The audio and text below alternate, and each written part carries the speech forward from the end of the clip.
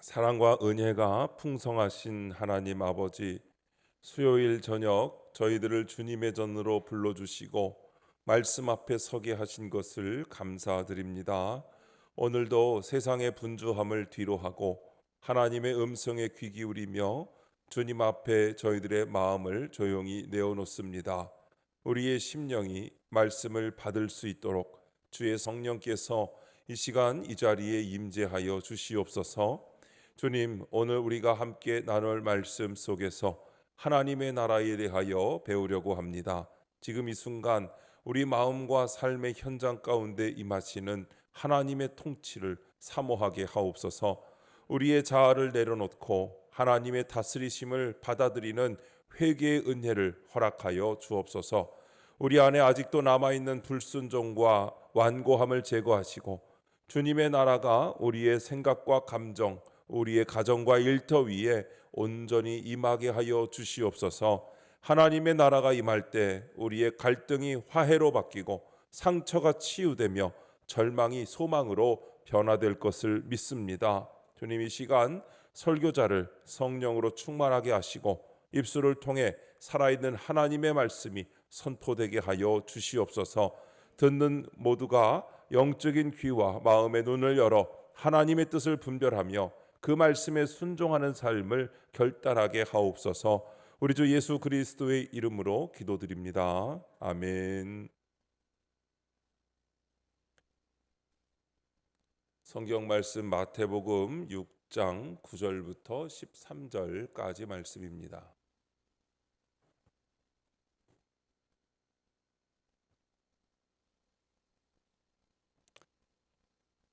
찾으신 말씀을 우리 다 함께 한 목소리로 읽겠습니다. 그러므로 너희는 이렇게 기도하라. 하늘에 계신 우리 아버지여, 이름이 거룩히 여김을 받으시오며 나라가 임하시오며 뜻이 하늘에서 이루어진 것 같이 땅에서도 이루어지이다. 오늘 우리에게 일용할 양식을 주시옵고 우리가 우리에게 죄 지은 자를 사하여 준 것 같이 우리 죄를 사하여 주시옵고 우리를 시험에 들게 하지 마시옵고 다만 악에서 구하시옵소서. 나라와 권세와 영광이 아버지께 영원히 있사옵나이다. 아멘. 너희는 이렇게 기도하라. 두 번째 시간, 주기도문 두 번째 시간으로 함께 하시겠습니다. 지난 주가 되겠죠. 지난 시간에 아버지여 이름이 거룩히 여김을 받으시오며 라는 내용의 말씀을 우리가 나누었습니다. 하나님의 이름에 거룩을 돌려드리려면 어떻게 해야 한다고 했습니까? 하나님을 믿는 저와 여러분이 하나님의 영광을 위하여 살고 찬양과 감사로 거룩하게 살아야 된다고 말씀을 드렸습니다. 우리가 하나님의 말씀대로 살지 못하면 하나님의 이름에 먹칠을 하게 되는 것임을 여러분 깨달으시기 바랍니다. 오늘은 주님이 가르쳐 주신 기도의 두 번째 시간, 하나님의 나라에 대하여 나누어 보려고 합니다. 여러분, 하나님의 나라는 무엇입니까? 그것은 하나님이 통치하시는 곳을 가리킵니다.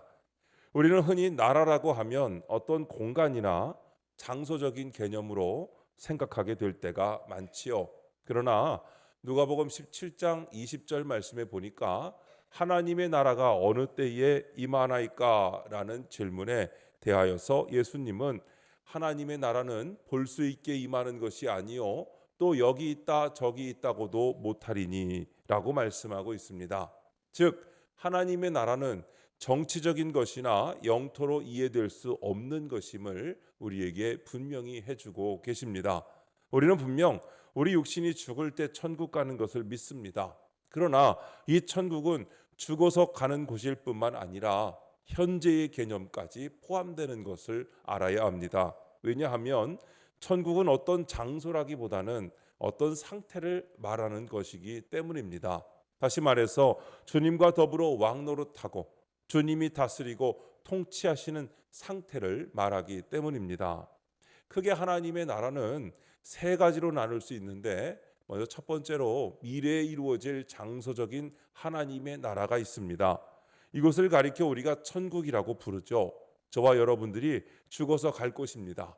그곳은 이미 주님이 먼저 가서 계시고 우리들의 신앙의 선배들이 가서 계시는 곳입니다. 요한계시록 21장 1절에 보니까 또 내가 새 하늘과 새 땅을 보니 처음 하늘과 처음 땅이 없어졌고 바다도 다시 있지 않더라 하고 말씀하고 있습니다. 이 천국은 주님께서 먼저 가셔서 예비해 놓으신 곳인 줄로 믿습니다. 또한 요한복음 14장 1절부터 3절에 보니까 너희는 마음에 근심하지 말라. 하나님을 믿으니 또 나를 믿으라. 내 아버지 집에 거할 곳이 많도다. 그렇지 않으면 너희에게 일렀으리라. 내가 너희를 위하여 거처를 예비하러 가노니 가서 너희를 위하여 거처를 예비하면 내가 다시 와서 너희를 내게로 영접하여 나 있는 곳에 너희도 있게 하리라 하고 말씀하고 있습니다. 이런 천국이 미래에 저와 여러분들에게 주어지는 하나님의 나라인 것을 여러분 믿으시기 바랍니다. 두 번째로 하나님의 나라는 현세적인 하나님의 나라입니다. 이곳은 곧 하나님의 통치와 하나님의 뜻이 이루어지는 곳을 말합니다. 이곳을 가리켜 교회라고 할 수 있습니다. 교회는 작은 천국, 즉 하나님의 나라입니다. 혹은 이곳은 가정일 수도 있고 또 한 사회나 국가일 수도 있습니다. 문제는 하나님의 말씀에 순종하고 하나님의 뜻을 이루어 드리는 곳이 바로 하나님의 나라입니다. 세 번째는 믿는 자의 마음이 곧 하나님의 나라입니다. 누가복음 17장 20절부터 21절에 보니까 바리새인들이 하나님의 나라가 어느 때에 임하나이까 묻거늘 예수께서 대답하여 이르시되 하나님의 나라는 볼 수 있게 임하는 것이 아니요 또 여기 있다 저기 있다고도 못하리니 하나님의 나라는 너희 안에 있느니라 했습니다. 예수님을 구주로 영접하고 하나님의 자녀가 된 우리 안에 지금 천국이 임하여 있는 것을 여러분 믿으시기 바랍니다. 자, 그렇다면 하나님의 나라는 좀 더 구체적으로 무엇을 의미할까요? 첫 번째는 이 나라는 하나님의 통치와 다스림을 의미합니다. 마태복음 12장 28절을 보면 내가 하나님의 성령을 힘입어 귀신을 쫓아내는 것이면 하나님의 나라가 이미 너희에게 임하였느니라 라고 기록하고 있습니다. 하나님의 나라가 지금 어디 있는 겁니까? 임하여 우리에게 와 있다라는 것이죠. 지금 하나님의 성령을 힘입어 귀신을 쫓아낸 것이 맞기 때문에 하나님의 나라가 이미 우리에게 임하였다는 것을 선포해 주고 계십니다. 귀신에게 통치와 지배를 받는 사람에게 성령의 능력으로 귀신을 내쫓으면 그곳에 하나님의 통치와 다스림이 일어나고 곧 그것은 바로 하나님의 나라 천국이라는 것입니다. 여러분의 삶이 지금 고단하고 어렵고 힘들어도 영광스러운 하나님의 다스림과 통치를 받고 계십니까? 우리가 이 땅에서부터 하나님과 더불어 살아가는 천국의 시민이 되시기를 주님의 이름으로 축원합니다. 두 번째로 하나님의 나라는 인격적인 나라입니다. 여러분 천국 하면 제일 먼저 생각이 나시는 것이 무엇일까요? 평생 가난에 시달린 사람들에게는 천국은 배부르게 먹고 마시는 나라일 수 있겠습니다. 또 질병으로 말미암아 고통을 많이 당한 사람은 천국을 생각할 때마다 틀림없이 병이 없고 건강한 나라를 연상할 것입니다. 저는 농구를 너무 좋아해가지고 천국에 농구가 없으면 천국이 아니라고 말할 때가 있었습니다. 제가 이렇게 어깨가 아프고 허리가 아플 줄은 생각도 못하고 지금은 천국에 농구 없어도 괜찮아요. 힘들어서 못할 것 같아요. 물론 천국 가면 몸이 건강해져서 할 수 있을지 모르겠지만 다 자기가 그리는 천국의 모양이 있는 것이죠. 그런데 여러분 천국은 물론 이 모든 것이 원하는 것이 가능한 나라인 것은 맞습니다. 분명히 천국은 우리의 모든 부족함을 넉넉히 채우고도 남는 나라일 것입니다. 그러나 천국은 우리의 모든 부족한 물질적인 면을 채우는 나라이기 이전에 먼저 인격적인 나라라는 것을 알아야 되겠습니다. 로마서 14장 17절에 보니까 하나님의 나라는 먹는 것과 마시는 것이 아니요 오직 성령 안에 있는 의와 평강과 희락이라고 말씀하고 있습니다. 그래서 하나님 나라는 물질적인 만족뿐 아니라 여러분 인격적인 차원까지도 포함한다는 것을 아셔야 합니다. 세 번째로 하나님 나라의 의미는 하나님의 나라는 회개하는 심령을 통해 이루어지는 나라입니다. 회개함 없이 죄악을 그냥 가지고 천국에 들어갈 수는 결단코 없다는 것을 여러분 기억하시기 바랍니다. 예수님이 메시아 사역의 제일 첫 마디를 하신 것이 무엇인지 아십니까? 회개하라, 천국이 가까웠느니라 하셨습니다. 회개해야 합니다. 제일 먼저 하신 말씀입니다. 이 말은 천국은 회개를 통하지 않고서는 들어갈 수 없는 나라라는 것을 우리에게 말씀해 주고 있습니다. 회개라는 것은 완전히 나를 바꾸는 것을 말합니다. 그동안 나를 지배하던 것, 나를 모든 것을 내던지고 그리스도의 지배하에 들어가는 것을 말합니다. 내가 나를 지배하는 나라는 언제나 불평과 짜증과 싸움과 허무와 한숨밖에 넘쳐나지 않습니다. 그러던 어느 날 예수님을 내 마음속에 왕으로 모시기로 작정을 합니다. 그리고 내 안에 쌓여져 있던 죄악을 다 십자가 아래 내놓습니다. 이것이 바로 회개입니다. 성경은 하나님을 왕으로 묘사한 곳이 많습니다. 거룩하시고 의로우신 하나님이 나의 마음속에 왕이 되셔서 나를 다스리기 시작하시면 부조리하고 연약하고 더럽고 추한 나의 자아가 사라지고 내 인생이 영광스러운 천국으로 바뀌게 되는 줄로 믿습니다. 바로 회개한 여러분의 마음 가운데 하나님의 나라가 임하게 되시는 줄로 믿습니다. 사랑하는 여러분, 이미 말씀드린 세 종류의 하나님 나라 가운데 여러분들은 지금 어떤 하나님 나라를 취하고 있습니까? 우리는 맨 나중에 언급한 마음의 천국을 먼저 이루어야 하는 것이고, 그리고 나면 가정과 교회의 천국을 이루고, 그리고 나서 죽으면 영원한 천국에 들어가 살게 될 줄로 믿습니다. 주님께서 가르쳐 주신 기도문에는 곧 마음의 하나님의 나라가 임하기를 기도하라고 말씀하고 있습니다. 여러분의 마음 가운데 하나님의 나라가 임하시기를 축원합니다.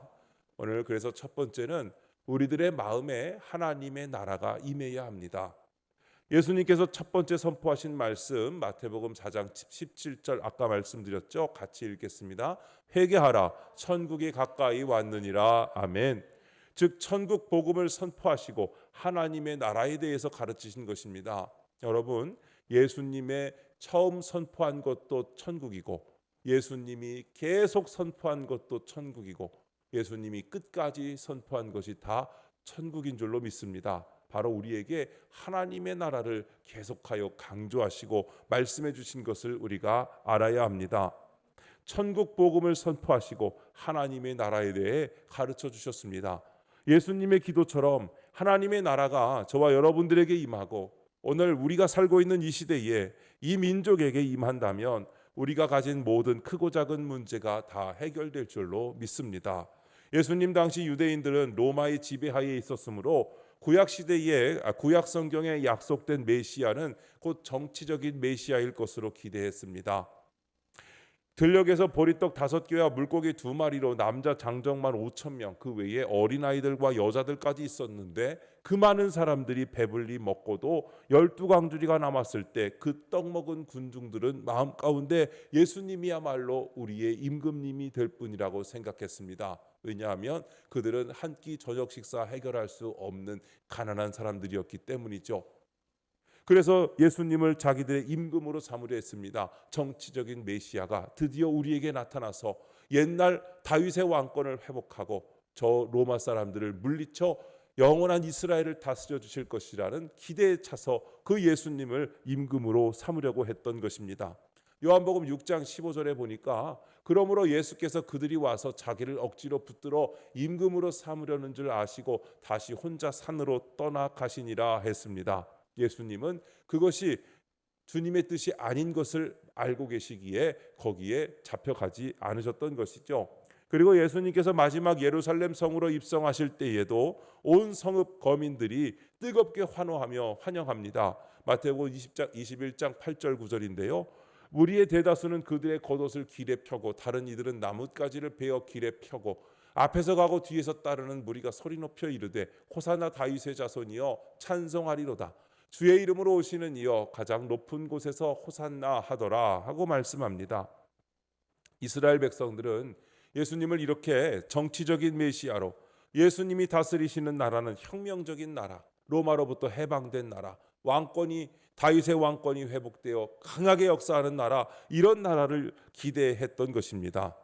사랑하는 여러분, 입이 말씀드린 대로 하나님의 나라는 그런 나라가 아니라 하나님의 통치가 있는 곳을 말합니다. 장소 개념이 아니라 통치 개념입니다. 천국의 이런 통치 개념 때문에 예수님께서 하나님의 아들로서 이 세상을 구원하기 위해 세상에 오셨을 때 하나님의 나라가 임했다고 말씀하고 있는 것입니다. 왜냐하면 하나님의 그 사랑과 그 용서의 통치가 시작되었기 때문이죠. 또한 이런 의미에서 예수님은 제자들에게 천국을 비유로 말씀하셨습니다. 이것은 지상에서의 예수님의 통치를 의미합니다. 그 어느 곳이든 예수님이 계신 곳, 예수님이 다스리시는 곳이 바로 천국이 되는 줄로 믿습니다. 또한 하나님의 통치에는 평화가 이루어지는 것을 믿으시기 바랍니다. 눈에 보이는 이 세상 나라는 불공평과 차별화와 미움과 분노와 투쟁의 원리, 곧 약육강식의 원리가 작용합니다. 그래서 정권이 바뀌면 모든 장관이 다 바뀔 것으로 생각하잖아요. 또 누구한테는 보복할 것으로 여기잖아요. 어떤 사람은 이민 갈 준비를 하는 사람들도 있다고 합니다. 여러분, 이 땅의 통치에는 그렇게 싸움과 전쟁이 있습니다. 그러나 하나님의 나라는 사랑과 용서의 원리 아래 서로 섬김과 봉사와 협력과 헌신으로 이루어져 가는 것을 믿으시기 바랍니다. 저와 여러분의 이 마음 가운데 하나님의 나라가 아름답게 임하여 지시는 성도들 다 되시기를 주님의 이름으로 축원합니다. 두 번째로 우리의 삶의 현장에 하나님의 나라가 임해야 합니다. 우리 마음에 하나님의 나라가 이루어졌다면 이런 사람들이 모인 곳에는 그곳이 어떤 곳이든지 상관없이 우리들의 삶의 현장에서 하나님의 통치가 이루어지게 됩니다. 저와 여러분들의 가정에 하나님의 나라가 이루어지시기를 주님의 이름으로 축원합니다. 이것은 단순히 예수님을 안다, 예수님 믿었다, 예수님 모셨다라는 뜻이 아닙니다. 우리가 예수님을 우리의 왕으로 모시고 그의 지배와 통치를 받기로 결정하고 그가 명령하는 대로 지켜 행할 때 천국이 우리에게 임하고 느껴지기 시작하는 것입니다. 여기에는 서로의 양보와 이해와 용서와 사랑이 이루어져야 합니다. 우리는 모두 다 부족하고 갈등이 있고 실수가 많은 사람들 아닙니까? 우리 중에 누가 온전하겠습니까? 그러나 이런 사람들이 모여서 하나님 말씀 중심으로 기도하고 서로 사랑할 때 새로운 하나님의 세계가 우리 안에서 하나하나 경험되게 되는 것입니다. 여러분, 얼마나 놀라운 일입니까? 사도행전 16장에 보면 사도 바울은 빌립보 감옥 안에서도 천국을 경험합니다. 그래서 찬송하고 기도합니다. 지진이 나고 옥토가 흔들리고 옥문이 열리고 쇠사슬이 풀어졌지만 죄수들이 도망가지 않고 있습니다. 여러분, 이 장면이야말로 천국입니다. 이 일을 직접 눈으로 목격한 간수가 다 도망갔을 줄 알고 나 죽었다 생각했는데 아무도 도망가지 않고 안에 있는 것을 보고 가만히 있을 수가 없었습니다. 그래서 묻습니다. 선생들이여, 내가 어떻게 하여야 구원을 받으리이까? 바울이 그를 향하여 주 예수를 믿으라. 그리하면 너와 네 집이 구원을 받으리라. 그날 밤에 간수는 바울과 실라를 자기 집으로 데려가서 그 맞은 자리에서 씻겨주고 치료해 주었습니다. 그리고 그와 온 집이 세례를 받고 구원을 받게 된 줄로 믿습니다. 사랑하는 성도 여러분, 환경이 중요하지 않습니다. 감옥도 변하여 하나님의 나라가 되고 어떤 곳도 하나님의 나라가 되는 것입니다. 조직이 중요하지 않습니다. 예수님이 통치하고 지배한다면 그곳이 바로 천국이 되는 것을 깨달으시기 바랍니다. 술과 담배가 없으면 살 맛 없는 남편이 하나 있었습니다. 그분은 술과 담배에 쩔어 있었고 그의 건강이 점점 쇠약해져 갔습니다. 병원에서 건강진단을 받았는데 술과 담배를 좀 더 하면 큰 병에 걸릴 위험이 있다는 진단을 받습니다. 그는 지금까지 부인이 교회에 나가자는 것을 반대해 왔습니다. 아니, 부인이 교회에 나가는 것도 반대했습니다. 그러나 이제는 마지막 수단이 교회라고 생각이 되었습니다. 그리하여 부인과 함께 교회에 나갔고 거기서 예수님을 영접합니다. 그는 그 시간부터 술과 담배를 끊고 회사에서 집으로 일찍 들어오기 시작했습니다. 그리고 시간을 쪼개서 교회에 나와서 기도하기 시작합니다. 그리고 그의 건강은 차츰차츰 회복되어져 갔습니다. 그 가정에는 예전에 볼 수 없었던 행복의 꽃이 피어나기 시작했습니다. 여러분, 이것이야말로 가정의 천국이 이루어지는 과정인 줄로 믿습니다. 이와 같이 여러분들의 가정에 하나님을 왕으로 모시고 그분의 통치를 받는 순간부터 여러분들의 가정이 달라지게 될 줄로 믿습니다.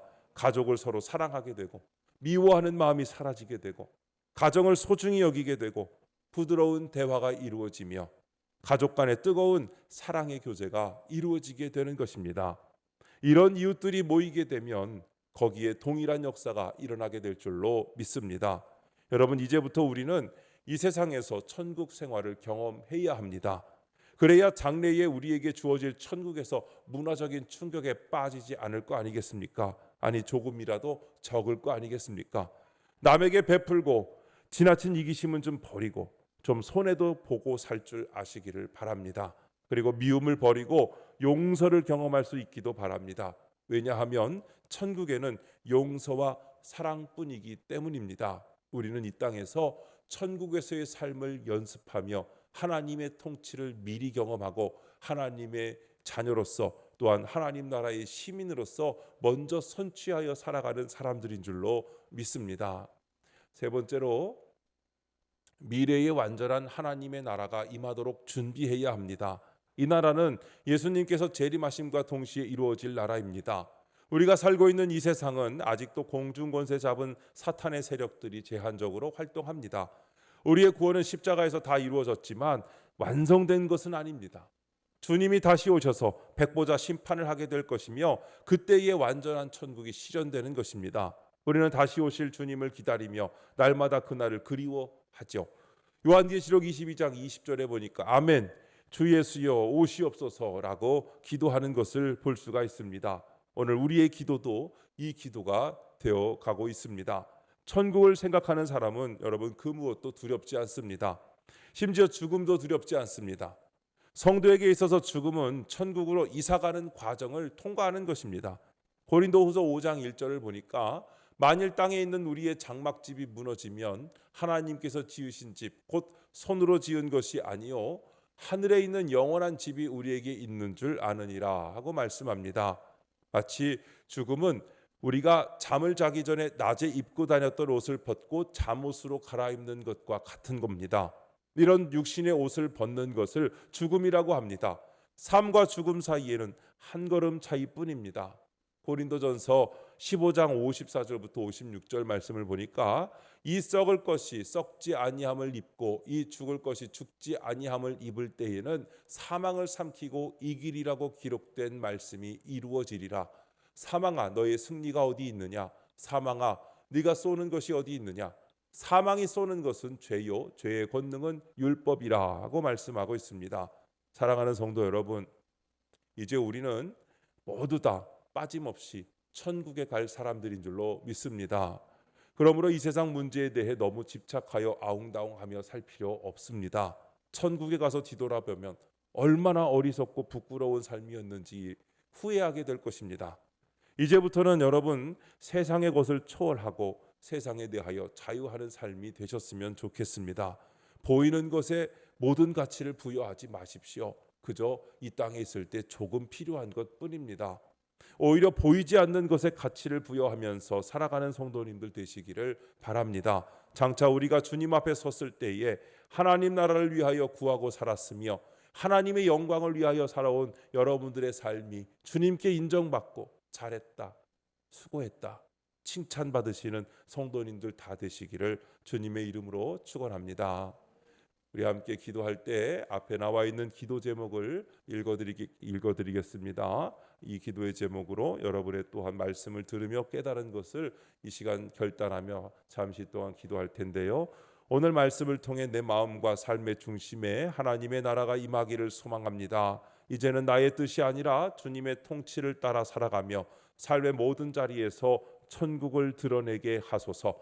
장차 완성될 영원한 하나님의 나라를 바라보며 오늘을 순종과 헌신으로 살아가게 하옵소서. 주여 한번 부르시고 잠시 동안 소리내어 기도합니다. 주여 하나님 아버지 감사합니다. 하나님의 나라가 우리 마음에 우리의 삶의 자리 위에 임하기를 원하신 주님의 간절한 뜻을 마음 깊이 새기게 하시니 감사를 드립니다. 이 시간 우리 각자의 마음을 열어 주님의 말씀 앞에 정직하게 서게 하시고 말씀으로 우리 안에 감추어진 교만과 고집을 비추어 주셔서 회개하게 하시니 감사합니다. 주님, 이제 우리가 듣기만 하는 자로 머무르지 않게 하시고 말씀에 순종함으로 하나님의 나라를 이 땅에서 살아내는 자가 되게 하여 주시옵소서. 우리 마음의 보좌에 주님만이 앉으시고 우리의 뜻과 방법을 내려놓게 하여 주시옵소서. 말씀하신 대로 우리의 가정에, 교회에, 삶의 모든 영역에 주님의 통치가 이루어지게 하여 주시옵소서. 우리의 작은 선택과 태도, 말과 행동 속에 주님의 나라의 가치가 드러나게 하시고 용서하고 섬기고 사랑하며 하나님의 나라를 살아가게 하여 주시옵소서. 때로는 우리의 현실이 힘들고 답답할지라도 그 속에 임하시는 하나님의 평화와 기쁨을 누리게 하여 주시옵소서. 그리고 주님, 언젠가 우리가 눈을 감고 이 땅의 삶을 마칠 그날 예비된 하나님의 나라에 들어가 저와 영원히 함께 살 소망을 잊지 않게 하시고 그날을 기다리며 오늘을 충성되게 살게 하여 주시옵소서. 주님, 오늘 받은 말씀을 가슴에 새기며 이제는 우리의 삶으로 주님의 나라가 이 땅 가운데 드러나게 하여 주시옵소서. 우리를 통하여 주님의 나라가 이 땅에 임하게 하여 주시옵소서.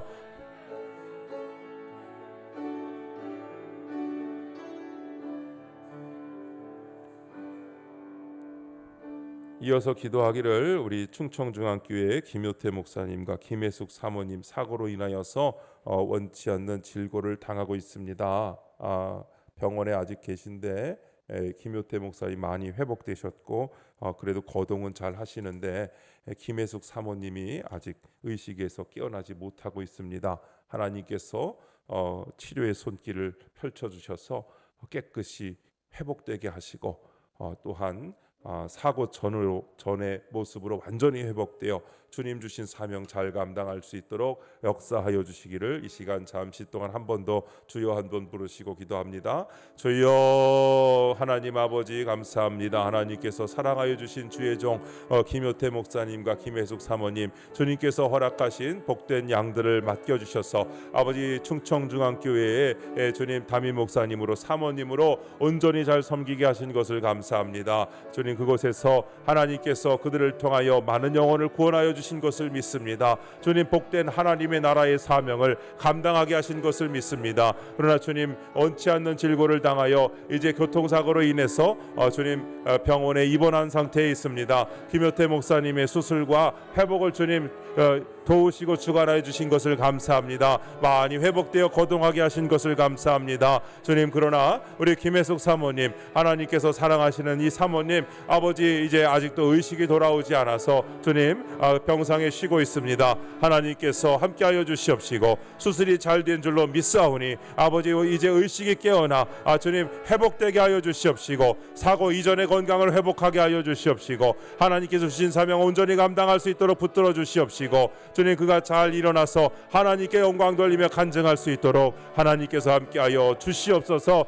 주님 병상에서 주님이 사모님을 만나 주시옵시고 아버지 하나님 그 꿈속에서 또한 만나 주시옵시고 아버지 주님의 은혜를 펼쳐 주시옵시고 천국의 은혜를 펼쳐 주시옵소서. 하나님께서 함께하실 때에 주님 충청중앙교회가 영적으로 더욱 회복되게 하시고 아버지 그 기도가 헛되지 않게 하여 주시옵시고 아버지 기도로 인하여 모두 응답 얻고 기쁨 얻고 잔치하는 날이 돌아오게 하여 주시옵소서.